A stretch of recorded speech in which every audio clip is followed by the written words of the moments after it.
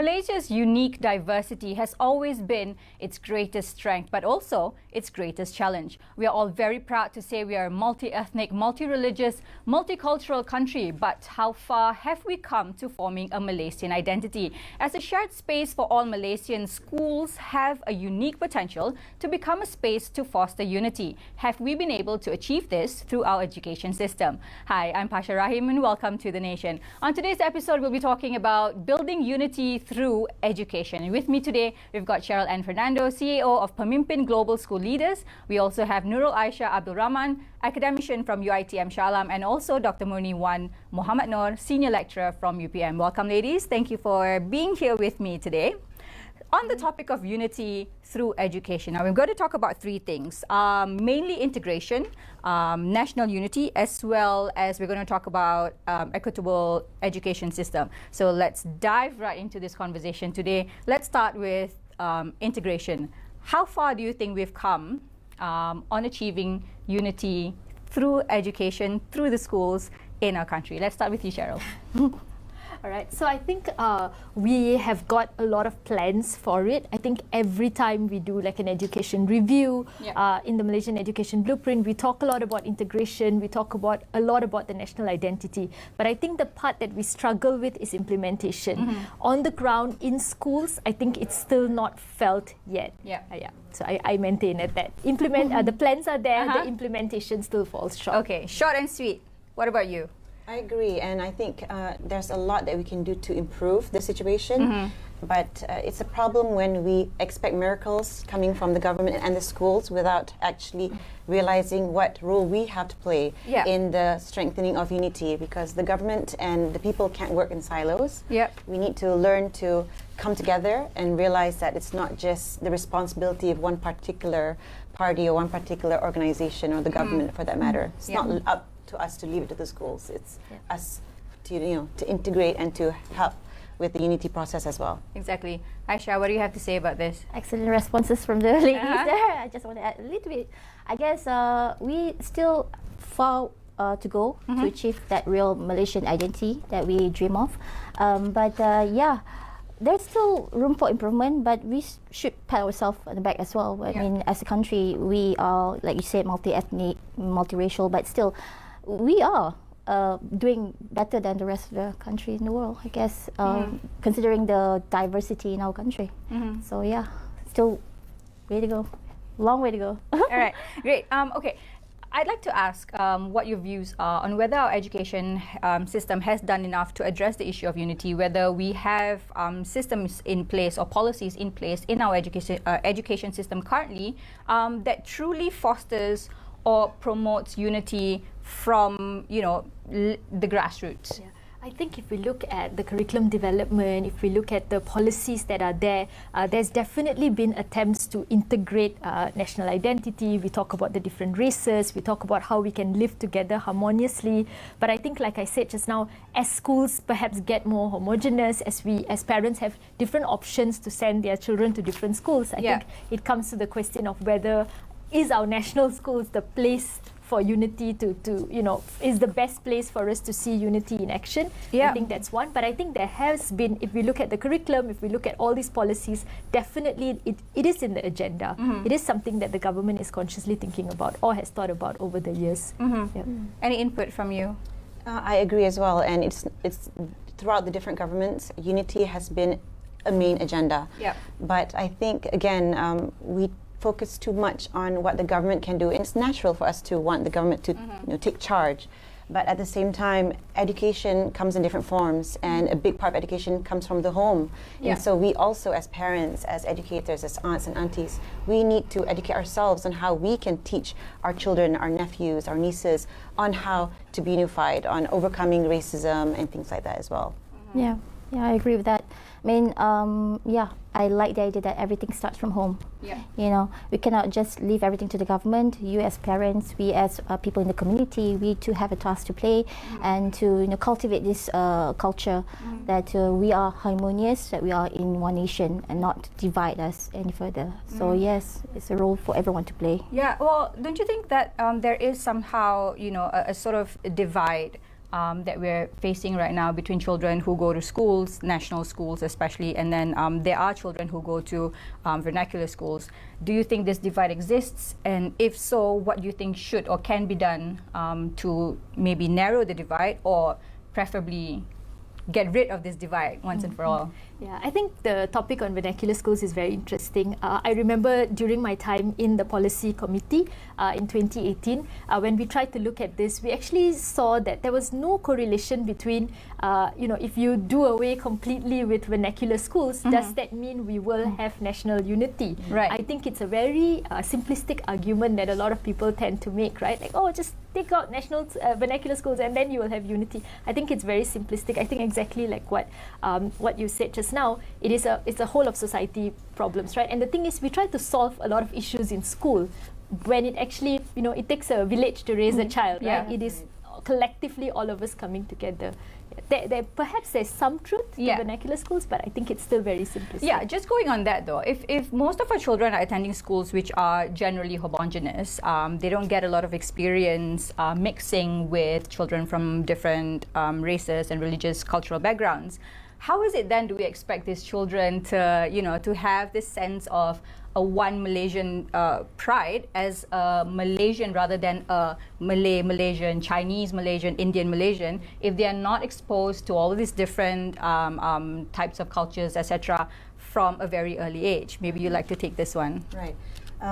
That's a good question because the way where I live and where my children go to school, it's a rather homogeneous society. But at the same time, I made it a point to actively and intentionally teach my children about diversity and offer the different types of books to them. We have all these type of conversations at home, and so even though at her classroom perhaps she's not exposed to people of that many different races and religions, but she has that experience and opportunities outside of the classroom, which I intentionally provide for her. So this is where I'm emphasizing on the active role of parents to actually intentionally teach these values to their children beyond the classroom. Aisha, coming from UITM, obviously a homogeneous university, how do you address this issue, maybe speaking to your students? That's a tough one there, but I believe everything again starts from home and the role that we can play as community. I guess we have no choice that maybe in some area it's homogeneous schools that's the nearest schools that we can send and afford maybe. So I guess what maybe the schools maybe can play a role in how to cultivate the culture, maybe introduce alternative subjects, cultural exchange programs, etc. And that's what we do also in the university when I'm representing right now. We do a lot of cultural exchange programs as well to expose the students. So that's one way to go for it, as opposed to abolish in total the vernacular schools to achieve national unity. Okay, great. Just the word, since we're talking about the issue of integration, right? So a lot of people argue between integration and assimilation. I just want to get your thoughts on this real quickly. Integration versus assimilation, which would you prefer? Integration, I think. Why?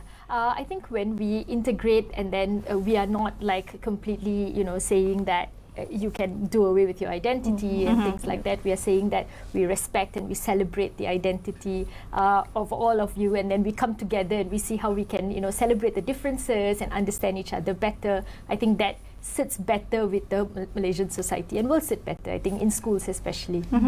Your thoughts? I agree, and I would like to add another concept. It's just muhibah.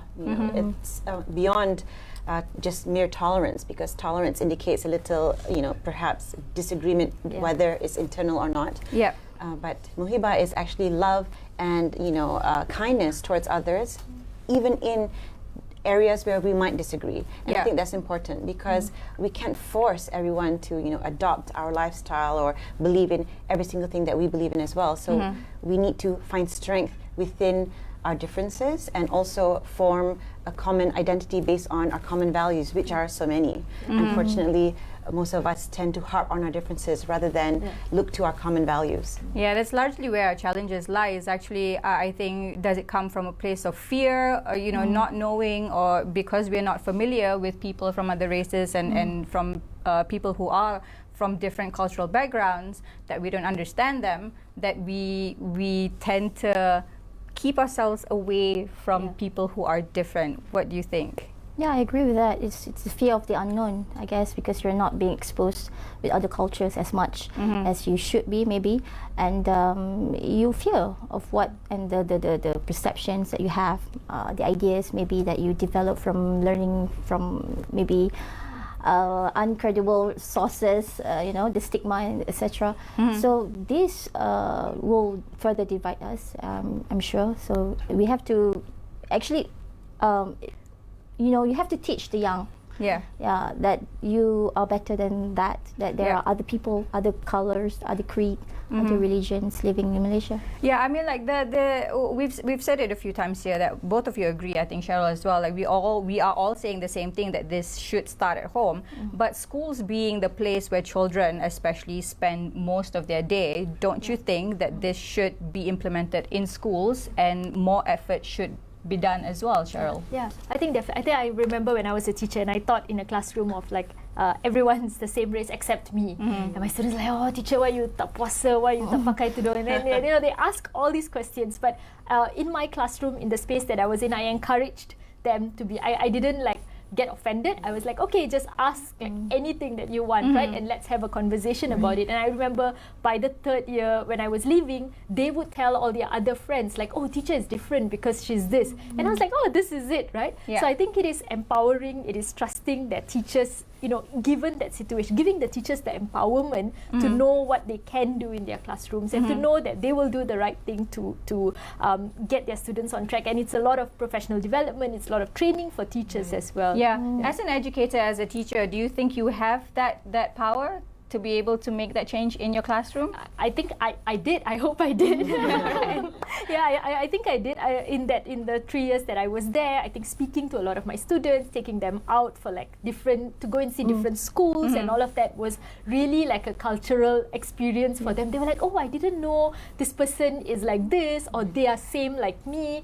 It was just for them to see that. And a lot of it is, you know, is what they were told at home, or just because by circumstances of where they were born, so not really their fault. Yeah. But I think it takes a teacher, it takes the school to really help them to see that. Anything else you'd like to add on to that? I totally agree. You know, of course, it's important to encourage and inculcate unity at the early childhood level. Yeah. But as my father likes to say, you know, the pepatah Melayu, melentur buluh biarlah dari rebungnya. But he will always say, who is the one that is going to melentur the buluh? It is the teacher, right? It is the parent. It is the educator. And so, in order for us to effectively educate the young, we need to effectively educate those who are going to be educating them. So, like you said, the teachers, they need to have. We need to support training programs, increase capacity training programs, and things like that. So that's why I've always emphasized on a multi-stakeholder approach, where every level of society is going to get involved in the process of strengthening unity. So, for example, a book that I'm trying to come up with on anti-racism and anti-hate speech education is meant to educate the children, but through the parents. And so the parents will be able to teach and talk to their children about these difficult topics. Yeah. So it hopefully will be an effort to, you know, educate two levels of society at the same time. And where is this book available? Are they at bookstores, or is this book sent out to schools? Hopefully it will be published next year, and I hope to you know, collaborate with different multi-stakeholders in order for it to be accessible in both languages, English and Malay, at different schools and at various levels of our society. Yeah. Great. I'd like to move on to the topic of national identity. So, under the 12th Malaysia Plan, you know, it's one of the things that's been mentioned is the national unity agenda, and this is planned, or is this going to be done by developing patriotism, forging a national identity. I think that's the key word here, by strengthening the unity ecosystem. I'd like to read a little passage that I read from an article The main priority of schools is to educate, and it should stay that way. Any other responsibility, including efforts to foster unity and racial understanding, should be secondary. Now, this is what several stakeholders has responded to a proposal for more racial integration to be implemented in schools. I want to get your thoughts on that. Let's start with you, Aisha. I think I read the same article as you from NST, if I'm not mistaken. Yeah, I guess, it can start at school. I think maybe it's time for us to maybe look back in the syllabus, revise. Maybe we start to introduce some cultural subjects or cultural immersions to encourage this integration among the students at a young age. I mean, for instance, you look at Japan. They teach their young to appreciate culture at a very young age. Yeah. They enroll them to ikebana and classes, just to appreciate the culture, and that is where you come to learn and love and respect the culture, and therefore hopefully you can foster that unity. As a teacher, Cheryl, do you agree that schools should only focus on academics and not the holistic development of a child, including building or fostering this identity of being Malaysian first? Yeah. I have like two school of thoughts. I think when I was teaching, I feel like we are trying to solve a lot of society's problems in school. If there was a increase in drug usage, we do campaign in school. If there's kemalangan, if there's like a lot of accidents in the area, we try to solve it in school. Yeah. And I'm like, when will this end, right? When does this end? And how many problems of society can we solve in school? I think that was what I felt. Yeah. But then, of course, naturally, I think academic alone will not make a child a holistically, independent child, make the child whole, right? So we definitely need to look at the other things. I also think we need to do it meaningfully. I think the problem now, it's very lip service, it's still very surface level. It's these nice words that we use, right? We're going to come together and all of that. But it's to sit with each other, schools, and to have that difficult conversations, right? Our kids are saying these things which are wrong. And when I was teaching, I saw like this is a problem. You should not be speaking like this. So to have that uncomfortable conversation and then deciding together what can we do to address this. I think this is where that empowerment part comes in, right? If schools are empowered to do this, they'll be able to make a difference. Does it boil down then at the end of the day to the educator, him or herself, within their classroom to address these issues rather than relying on government policies alone? Yeah. I mean, I think the teachers can always take the initiative to address this problem within the home, but I've always advocated for there to be training modules to teach teachers, educators at the high institutional level as well to address these issues, because it takes a little diplomacy, it takes a deep understanding to teach our children and our students how to navigate these problems, these differences, how to manage our disagreements in a respectful manner with wisdom. This is something that we don't often teach in the classroom, and we sweep things under the carpet. And so we'll never be able to truly mature as a society if we're just going to ignore these uncomfortable conversations. Right. So in your experience and in your research with regards to hate speech, I think we see this happening quite a lot in schools, especially when there is a majority race and a minority race. And this I experienced myself when I was a child as well. You always hear stories of children being, for lack of a better word, racist. But I'm pretty sure they don't mean it that way, but they just feel that, why are you sitting with this person? She's different. Right. Where do you think this comes from, and how can we address this, and how can we stop it? Right.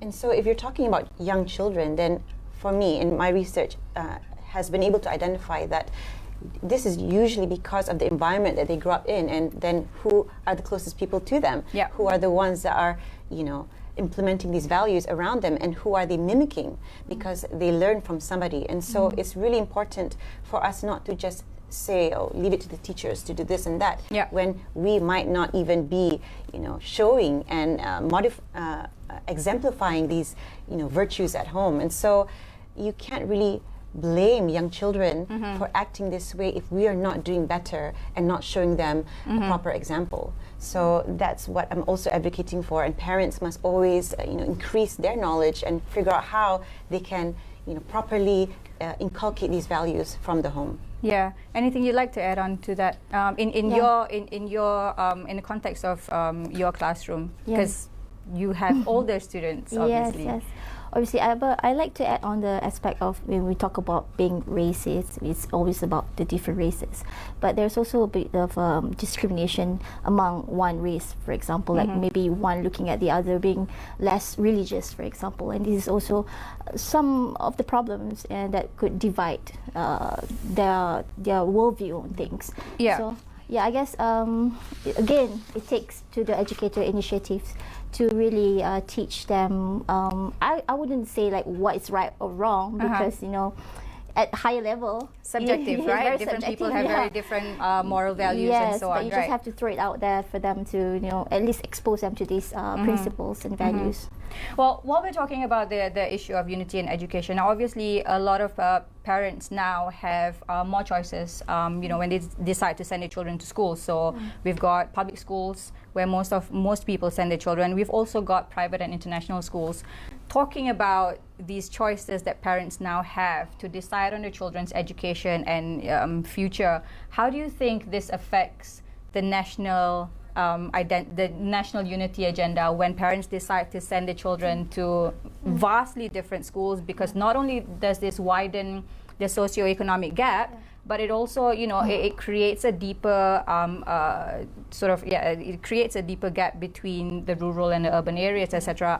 Your experience working with rural schools? I think it is on. This is really, you know, the Ministry of Education to really make national schools the school of choice again. I think when we were studying, there was no option, right? No way we could go to a private or international school, because national schools were good enough for our parents to send us there. And I think the same way we need to bring back that spirit that like, okay, everyone's going to send our kids to national schools, and I will be making that decision in a few years' time. And I'm asking myself the same question, right? Do I have the confidence to send my daughter to any national school in Malaysia and know that she's going to get an excellent education? I don't know the answer, but I think this is what it should be on the agenda. Any national school should be good enough. We should be reviving that and making it the #1 school of choice. I think then we can, you know, then solve a lot of other issues that come along the way. Right. If I could add, yes, please. I've chosen to send my child to national school, and although, you know, I've received a lot of advice saying that she should go to international school and things like that, or private school, but that was a decision I made intentionally because I wanted to support our education system. That doesn't mean that I'm not able to recognize certain weaknesses. With regards to vernacular schools, I would just like to highlight that I think we need to acknowledge it's a beautiful spirit of our government and our country that we want to empower other races and other ethnicities to learn their national languages, their mother tongue. So that's a beautiful spirit that is unique to Malaysia. But at the same time, when people are choosing to send their children to different schools and not the national school, that I think that's indicative of their loss of confidence. And I think that's something that we really need to address. Like what Cheryl said, how do we gather their interests and pull them back to the national schools? You know, I think it's great to have different choices of schools. And that was always the case before. There was that option, right? But our parents didn't choose that option back then. And so how can we make our national schools attractive again? I think that's something that, you know, needs to really be looked into. Right. Aisha, your thoughts? Here. I'm in agreement with both ladies. We're very agreeable. I'm also sending my 2 kids at national school. But I remember in those days when we were growing up, I mean, I had my best friends, Chinese and also Indians, but I feel sad a bit for my kids. They don't have that, you know, they don't get the chance because everyone is Malay in the school, for example, in my children's school. So I'm all about that, and I'm also in agreement that there's a large deficit in trust among the populations with our national school. That's why we're saying what we're saying today. That's the big question now, how to make it attractive again. So I guess maybe, again, I'm all in about introducing maybe the cultural immersion as a alternative subject, extracurriculum maybe. Maybe that could be one of the ways. I don't know, because we have yet to see that. Right. On the final note, Cheryl, with your experience working with children in rural schools, etc., what are your hopes for the new government moving forward? So many. Quick one. You got 30 seconds for me today. I think not trying to solve, again, a lot of society's problems, but going back to the basic of providing every child with that opportunity to have an excellent education in school. I think that's all we want. We want our children to reach their full potential in school. So supporting the teachers, supporting school leaders, supporting the schools, and empowering them to do their best. Yeah, I think we're all in agreement, when we feel that there's a lot that we can do, in schools in Malaysia, and all we want to see is truly a better education system, somewhere where we can all go to and, pretty much relive the good old days, of Malaysia and have a truly united Malaysia. Thank you, ladies, for being with me today. Now, education is the most important agent of change. We cannot deny that. However, we also cannot rely solely on the government to drive the national agenda for unity. We must take ownership and become part of the solution, just like what our ladies here have said today. To be a truly united Malaysia, and as our PM aspires, a Malaysia for Malaysians. This has been The Nation with me, Basha Rahim. See you guys next time. Thank you.